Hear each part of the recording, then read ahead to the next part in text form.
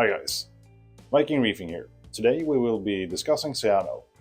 Cyano is probably one of the most efficient ways you can find that will make your tank look like utter crap.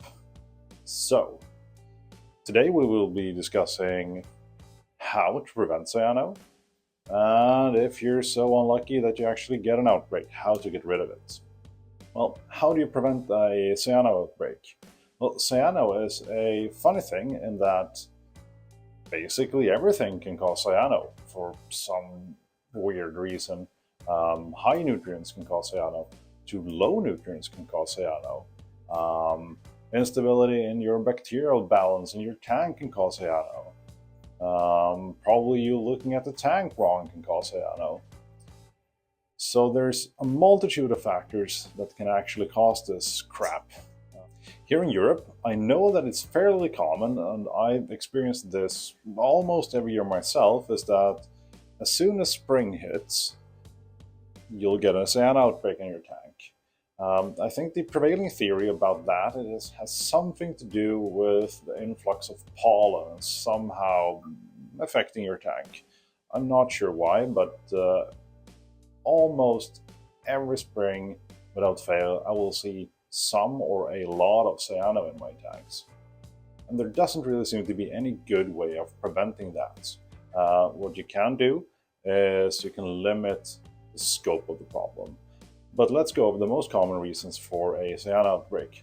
The common denominator for all cases, or at least almost all cases of cyano, is that there is some form of imbalance in your tank. So if we look at high nutrients, for example, generally if both your nitrates and phosphates are high and they're in a decent range to each other, let's say that you're having a nitrate to phosphate range of 50 to 1 or 100 to 1, you could probably run very high nutrient ranges as long as those two levels are in balance.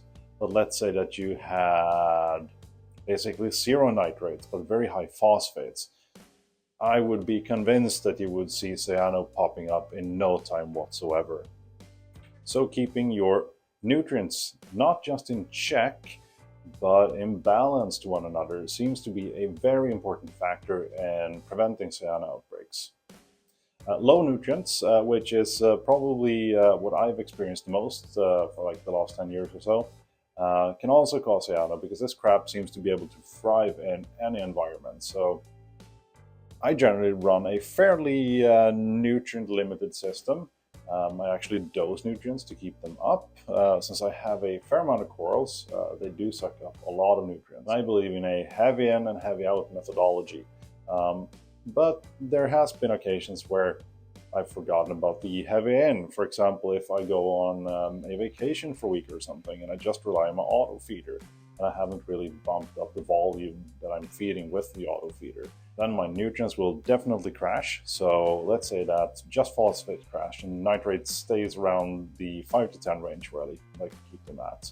I'll probably get cyano then. If both my phosphates and nitrates crash, I'll probably have a cyano outbreak then as well, because cyano seems to be able to thrive in an environment where it's allowed to thrive, basically, because if you really do crash your nutrients, there's not going to be a lot of bacterial life in your tank, since they generally need nutrients to survive. Cyano, not so much. They seem to be able to thrive on like nutrient deposits in the sand and stuff like that, and can just pull out whatever little nutrients there is locked up, for example in your sand bed or in your rocks, while other bacteria really don't seem to have that ability. In my experience, there seems to be a correlation between cyano and detritus. For example, when I have a cyano outbreak, almost every time I will first see it at spots where I'll know that there probably is detritus stored. For example, in a corner where the flow is pretty bad and I know that there's a bunch of detritus in the sand, you'll see cyano pop up there. I also do have some nooks and crannies in my rock work where I know that detritus really do collect, and cyano will pop up there as well. So combating detritus seems to be a good way to keep your tank cyano free. There's a couple of ways to do this. what I like to do is that I take a power head, which I've basically just zip tied to a long plastic rod, and I blow off my rocks, so I dislodge all that crap that gets accumulated in all the little nooks and crannies of your live rock. If you look at live rock, it's generally very porous. It has tons of little cave structures and stuff like that, and that will definitely trap a lot of detritus. So if you've never blown off your rock, stop the video, pause it, go grab a power head and just go over your rock and see what happens. You'll be amazed on how much junk just gets ripped out of there. The sand bed, if you're running a sand bed, is also a major culprit in accumulating detritus. For the longest time, and I do see a shift now, which I find positive, most reefers believe that you really shouldn't touch your sandbed. If you touch your sandbed, you're going to nuke your tank, and there's something weird and magical going on in your sandbed. No, not really. Your sandbed is basically your tank's litter box. I believe Ryan from BRS once said that, and I think that's an apt term to use. So I try to get in here about once a week or twice a week, and I just stir my sandbed up. I basically take a rod and I just stir it up just to dislodge all that detritus. And even though I'm doing it a couple of times a week, my tank gets really cloudy. So imagine if you haven't really cleaned your sandbed for ages. You're going to have a lot of junk in there. So I would highly advise you to give your sandbed a stir. And once a month or so, I will take a gravel vac and just vacuum out all the stuff. Because even though I'm stirring it up, stuff will still accumulate into it, just not as much. So using a gravel vac to just get rid of all that crap is also a very good idea. And of course, once you've stirred all that stuff up, you have it up in the water column. That's not really good enough. You also have to get rid of it. So if you're, for example, using a filter roller or filter socks or floss, that will help a lot in terms of exporting all that detritus. Your skimmer will also be helping out. And once you've done that, I would recommend you to use a product that has had kind of a renaissance lately. I've seen on forums, on Instagram, on YouTube, which is coral snow. Also known as calcium carbonate. It basically just acts as a flocculant. So you have these really, really fine particles from the calcium carbonate. They will attach to other stuff and just clump stuff up. So it's more easily removed by a filter roller, your skimmer, or what have you. Something that you'll often hear when it comes to dealing with a cyano outbreak is people will be telling you to increase flow. That somehow helps. I don't really agree with that. I've had cyano growing on my MP40s.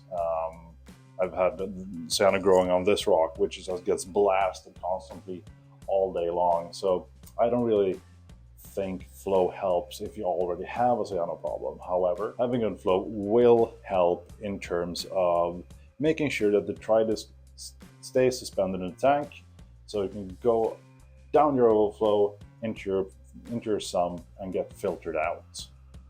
Unfortunately, there aren't really any animals that will target cyano as a food source, at least not as far as I know. But there are animals that will help you in preventing cyano, mainly different kinds of sand sifters. I'd probably say that the sand sifting gobies are the best option, since they will be better at stirring up the sand than, for example, conchs, your serious snails, your sand sifting sea stars and whatnot.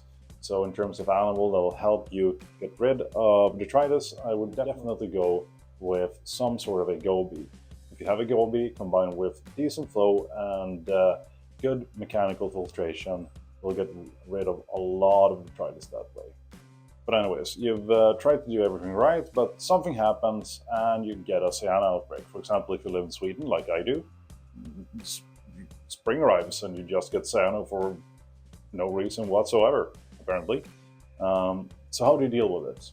Well, in my mind, there are different measures based on how bad your situation is. For example, if you find a spot in a corner or something that has a little bit of cyano growth, I would personally just take a small hose and just try to suck as much of the cyano up as I could, and then I would try to stir up the sand in that particular corner. If you see a lot of like fine particles coming out, you probably just missed that corner, and that might just be the extent of the problem. If you just keep on top of that, the cyano might not come back. If you have a slightly worse case of cyano, in my case, I generally see cyano on the sandbed first, which is quite easy to manually remove. So what I would do if I start seeing cyano on the sandbed, I would gravel back it, and I would just stir up the sandbed as much as possible.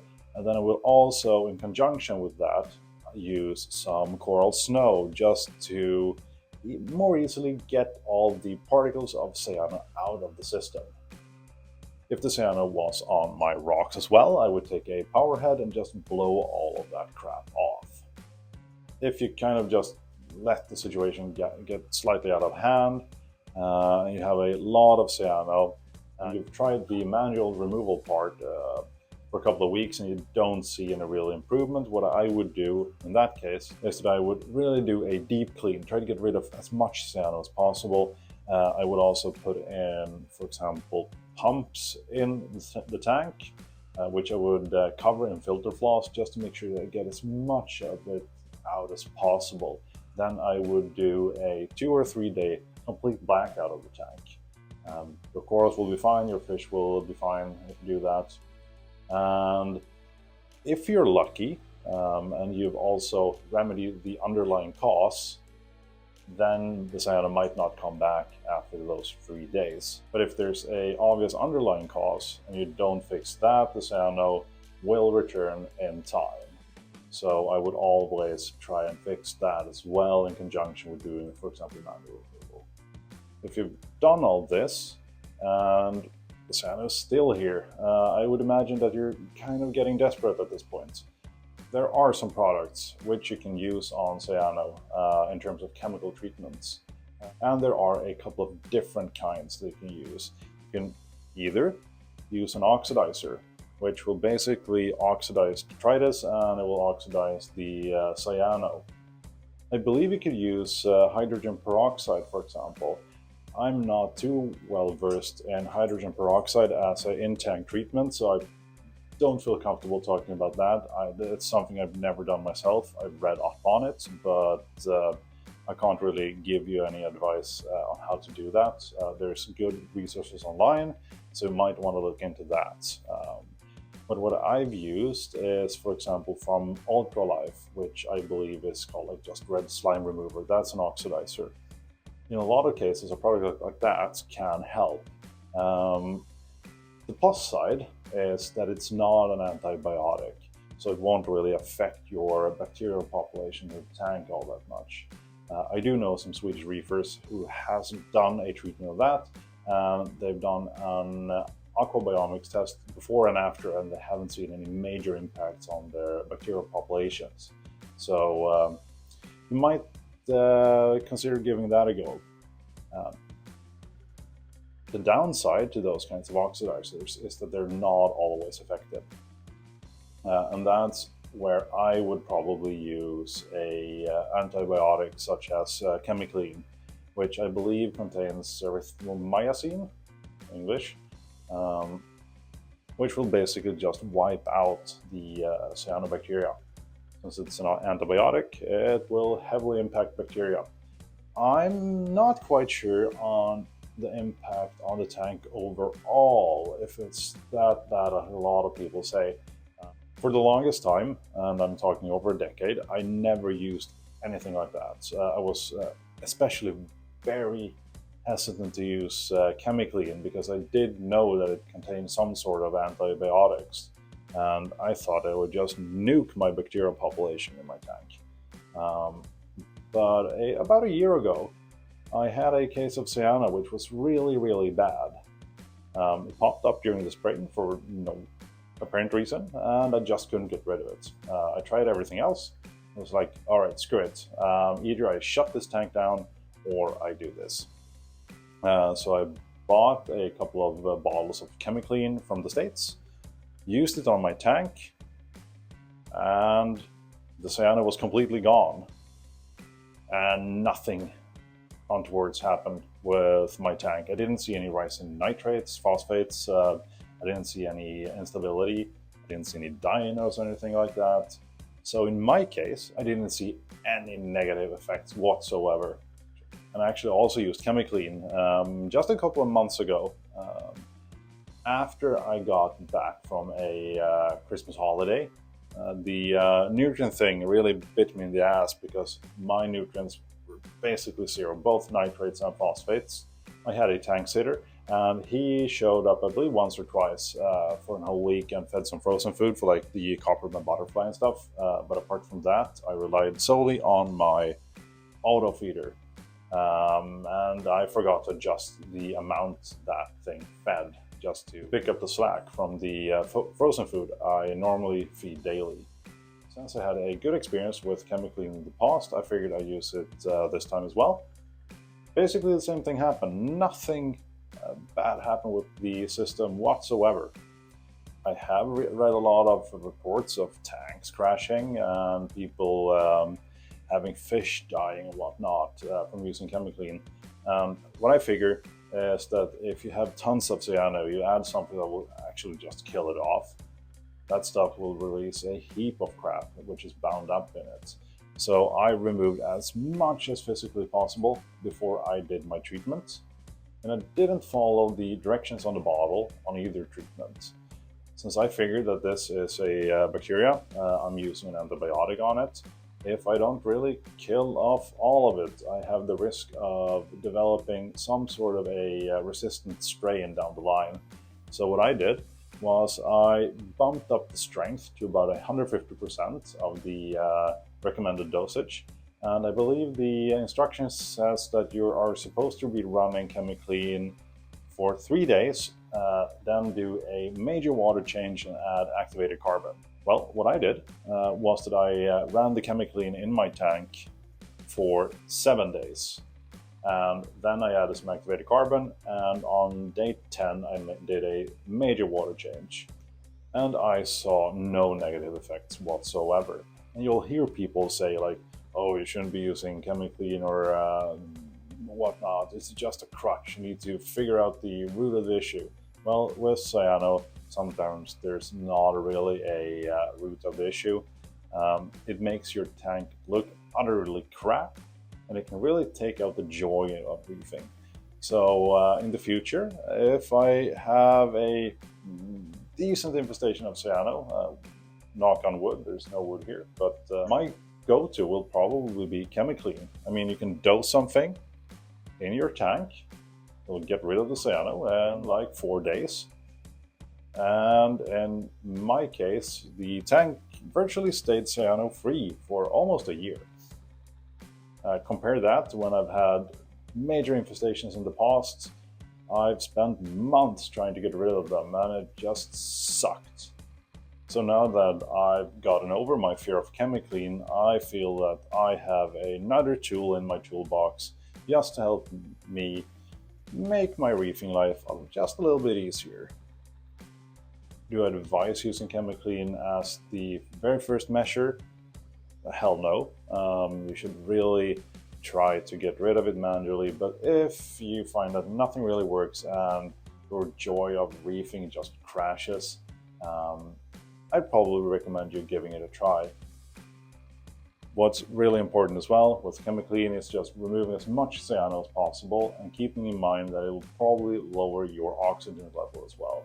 So you really want to increase aeration and oxygen content of the water.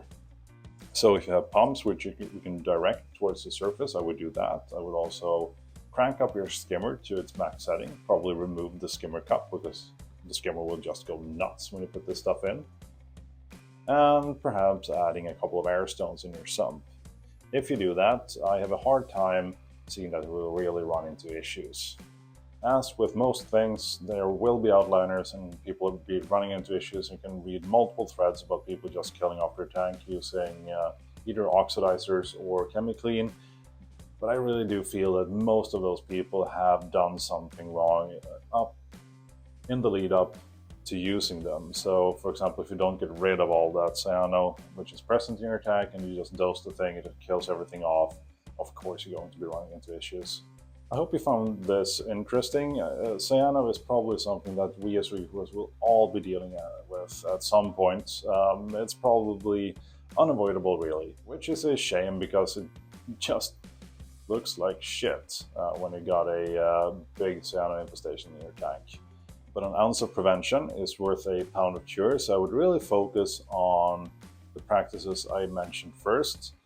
Not only will it help you not get cyano, you'll probably get a more healthy tank overall if you just implement those strategies.